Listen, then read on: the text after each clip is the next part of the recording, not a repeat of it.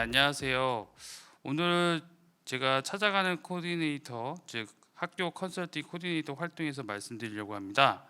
제가 맡은 학교는 현재가 자가진단 분석에서 초월 단계 사례 중심으로 얘기 드립니다.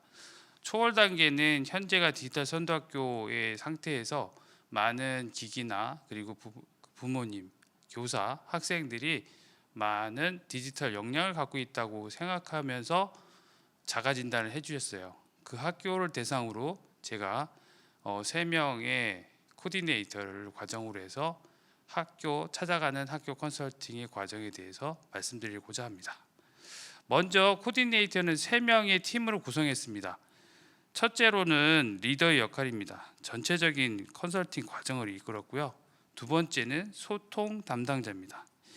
이분이 학교의 우리 팀 사이의 원활한 소통을 이루었습니다. 소통이라는 것은 여러 가지 연수 과정에서 강사나 연수 프로그램에 대해서 얘기를 드렸고요. 마지막으로 기록 담당자입니다. 이 모든 과정의 결과를 꼼꼼히 기록하고 정리하는 역할을 맡으셨습니다. 이 역할을 나누면 더욱 효율적으로 이룰 수 있어서 저희는 이 과정을 했습니다. 이 과정을 통해서 저희가 지금 먼저 컨설팅 학교를 지정을 받았는데 아까 말씀드린 것 같이 그 초월 단계에 있는 학교를 맡게 됐습니다. 이 과정에서는 보통 교육청이나 상위기관에서 진행을 했는데 학교가 지정되면 우리 학교에는 기본적인 정보를 수집하게 됩니다. 이 학교의 주변 환경하고 여러 가지 다양한 인지 시간을 가졌죠. 예를 들어서 학교 규모, 위치, 특성화 방향, 그리고 현재 겪고 있는 여러 문제점을 파악하려고 자가 진단에 대한 요구를 드렸습니다. 그 내용을 갖고선 했는데요. 그 다음으로는 이제 저희가 그 학교의 첫 번째로 담당자하고 일정 조정하는 통화를 하게 됩니다. 이 역할에서는 리더 교원이 진행을 맡게 됐습니다.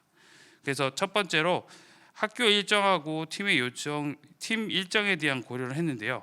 제일 중요한 거는 보통의 전화나 이메일을 했는데 때로는 화상 회의를 통해서 여러 가지 역할을 했었습니다. 그런 다음 이제 제일 중요한 신층 면담 과정이었습니다.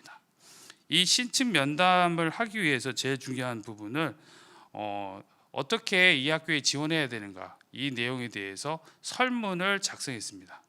이 설문에 대한 부분을 코디네이터들과 운영기관과 협의해서 설문을 작성했고요. 그 설문 과정을 통해서 온라인으로 그 학교 내부에 있는 현재 상황, 문제, 그리고 앞으로 될 방향성에 대해서 여러 가지를 물어봤죠. 온라인으로 하게 되면은 사전으로 저희가 여러 가지 정보를 얻을 수 있고요. 그 정보를 얻은 상태에서 내용을 협의할 수 있었습니다. 그래서 저희는 지금 관리자뿐만 아니라 부장님들하고 일반 교사에서 16분에 대한 설문을 근거로 해서 설문을 받아들였고요. 그 설문을 가지고 이제 신청 사전 설문에 대해서 분석을 했습니다. 이 분석하라는 과정이 시간상과 그다음에 여러 가지 과정상을 해서 제너레이티브 AI를 활용했습니다. 이 두 개를 통해서 첫 번째 객관적인 질문과 주관적인 질문의 두 가지 패턴을 갖고선 대시보드와 대안 제시 등의 여러 가지 방식을 만들었고요. 이걸 갖고선 코디네이터와 담당자가 직접 설문하러 가게 됐습니다. 이 설문에 대한 부분들을 꼼꼼히 하나하나 보고요. 이 과정에서 학생들도 똑같이 준비된 모습으로 가는 코디네이터의 모습을 갖기 위해서 코디네이터 3분과 정문 앞에서 같이 모이고 그리고 운영기관과 함께 동시에 들어가는 것을 선택했고요. 가자마자 먼저 관리자분한테 인사드리고 준비된 장소를 가서 전체적인 내용에 대해서 부드럽게 이끌어가는 소통 코디네이터의 역할도 리더 교원과 같이 진행을 했었습니다. 자, 그래서 여기에 제일 중요한 부분이 심층 면접에 대한 상세한 내용들인데요. 이 과정에서 연수 일정 조율하고 연수 운영 계획서 그 내용에 대해서 중심을 둬서 여러 가지를 이끌었습니다. 그러면 각각의 설문에 대한 내용들을 상세하면서 좀 더 설명해 드리겠습니다. 전반적으로 제일 첫 번째는 인터뷰 대상에 대한 정보인데요. 직책 책임에 대한 부분을 따라서 지금 교장, 교감, 그리고 수석 교사님, 부장님, 일반 교사 이렇게 나누어서 설문의 종류를 다르게 했고요. 전반적인 혁신 지원과 직면한 도전이나 기회에 대한 부분을 냈고요. 경력에 대한 부분을 좀 더 포함시켜서 맞는 연수를 취급하기 위해서 정보 관련된 업무에 대해서 질문을 드렸습니다. 두 번째로는 전반적으로 디지털 리터러시에 대한 친화력을 강조하기 위해서요. 여러 가지 교수학습 도구의 사용 정도, 그리고 정규 교과하고 비교과, 그리고 교사 간에서 소통해서 디지털 도구를 얼마나 활용하는지, 그리고 학생 및 학부모들의 소통에서 에듀테크 기술이 활용 정도를 물어봤습니다. 그리고 또한 디지털 도구에 대해서 사용 정렬을 물어봤고요. 또한 사용에 대한 지원의 충분성, 이런 부분에 대해서도 질문했습니다. 그리고 제일 중요한 거는 디지털 교육 혁신에 대한 태도 부분에 대해서 현장에 대한 영향력, 그리고 교사 전문성 개발에 영향을 어떻게 두는지, 그리고 이걸 통해서 디지털 전환 업무를 통해서 부담 감소가 효과가 있는지에 대한 부분을 설문을 드렸습니다. 그래서 디지털 교육의 효과성에 대한 부분을 크게 지금 보시면 여섯, 지금 보시는 대로 이만큼의 영향을 물어봤습니다. 이게 바로 교육과정 평가 부분과 주제 심화과정, 교과 전문과정, 데이터 기반 연구, 그리고 디지털 혁신, 학부모 이해, 지속 가능한 리더십, 교원의 EA 과정으로 냈습니다. 이게 결론으로 연수의 주제와 같습니다. 그래서 실제로 디지털 교육 연수의 필요성에 영향을 미치는 요소에 대해서 연수를 통해서 어떤 내용을 배우고 싶냐라는 내용을 썼고요. 디지털 도구 활용 희망 분야가 어떤 것이냐, 그리고 교과 중심별로 디지털 도구의 경향에 대해서도 경험성에 대해서도 여쭤봤고요. 또한 디지털 기기 운영 수준, 그리고 데이터셋이라는 부분은 좀 더 전문적인 부분에서 말씀을 드리겠고요. 선호하는 연수 방법에 대해서 여쭤봤습니다. 그리고 실습 방식, 그리고 필요한 지원이 어떤 것이 있느냐, 또한 제일 요새 각 주의를 두고 있는 전문학습 운영 공동체의 현황, 그리고 학부모 연수 지원 방향에 대해서도 여쭤봤습니다. 그래서 이러한 디지털 교육 환경에 대한 부분을 갖고선 기기 보급 정도가 어떤 되고 학생 기기의 비율, 그리고 인프라의 지원, 기기 관리, 에듀테크 활용에 대한 부분을 전반적인 내용의 환경에 대해서도 여쭤보았습니다. 그래서 결론으로 따지면 이 학교의 맞춤형 연수 프로그램 만들고 어떻게 디지털 교육 역량을 키울 건가, 기술 지원의 방안에 대한 컨설팅 제안에 대해서도 여러 가지 방안에 대해서 제시했습니다. 그래서 이제 나왔던 부분에 대한 설문 경과입니다. 디지털 교육 혁신에 대한 태도에 대해서 긍정적인 부분이 55%, 중립적인 요소까지 포함하면 거의 60에서 80% 이상이고요. 여전히 부정적인 요소를 갖고 계십니다. 그리고 디지털 교육 혁신의 준비도에 대한 부분도 보시면 매우 준비되어 있다는 부분이 매우 크고요. 그리고 어느 정도 됐다는 부분이 55%. 아까도 말씀드린 것처럼 이 학교는 자가진단에서 초월 단계라서 좀 더 높다고 생각이 됩니다. 근데 준비 부족이라고 느끼시는 것은 부정적인 요소랑 거의 비슷하고요. 이 학교에는 지금 어떤 디지털 도구가 확실하게 준비되어 있냐면 거의 크롬북이 준비를 되고 있습니다. 나머지에서는 온라인 협업 도구가 있는데 인터랙티브 웨이브 화이트보드라는 부분은 아직 색달라서 팅커벨과 같이 상호작용할 수 있는 활용에 대해서 좀 익숙하지 않으신 것 같아서 이런 식으로 요소가 나온 것 같습니다. 네, 그리고선 교과별 디지털 도구의 활용도에 대한 부분을 보시면 여기서 보는 것 같이 수학 분야에 대해서 상당히 많이 쓰이고 계십니다. 수학에 대한 부분이 교과별 디지털 활용도가 상당히 높고요. 그 다음으로는 정보 실과고, 또한 역사 단원의 발표 자료에 많이 쓰이기 때문에 사회 단원에 많이 쓰이고 계시고요. 그 다음으로는 영어는 약간 그래도 높은 편입니다. 영어 교과 선생님이 아닌데도 불구하고 그래도 많은 수치를 차지하고 있고요.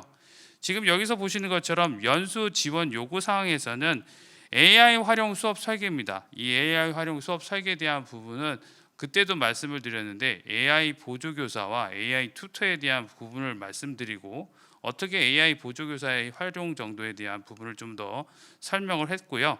그 다음으로는 온라인 협업 도구에 대한 활용입니다. 이 부분은 예상보다 많은 도구에서 학생들이 그 협력 수업에 대한 부분의 요구 사항을 교사들이 갖고 계시는데 그런 다양한 부분에 대한 욕구를 채우는 연수로 좀 더 반영을 두었습니다.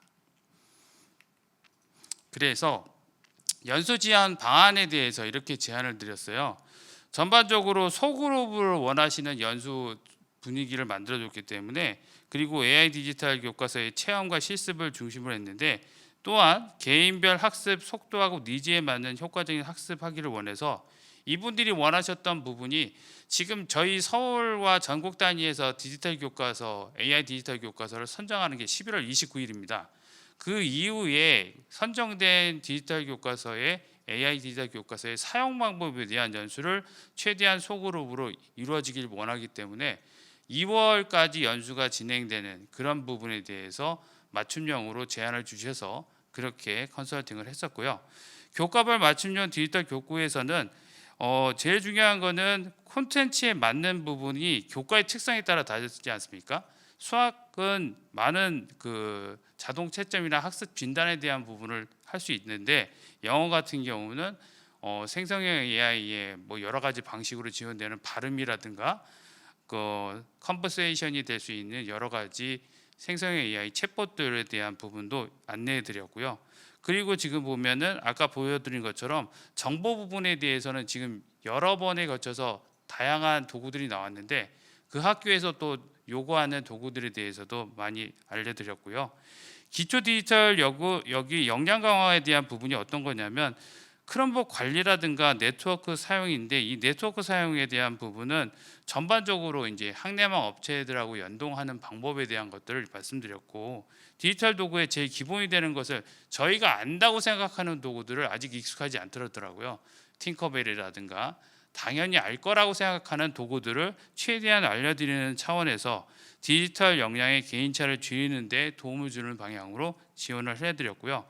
이게 제일 중요한 거는 1대1 소그룹 멘토링을 제안해서 부끄러움 없는 옆반 교실처럼 항상 상담을 해줄 수 있는 그런 지속적인 학습과 지원에 대해서 말씀을 드렸고, 학부모 대상의 디지털 교육 설명에 대한 부분은 전반적으로 지금 이제 찾아가는 학교 컨설팅 운영 업체한테 크게 다양한 연수를 만들어 달라고 부탁을 드렸습니다.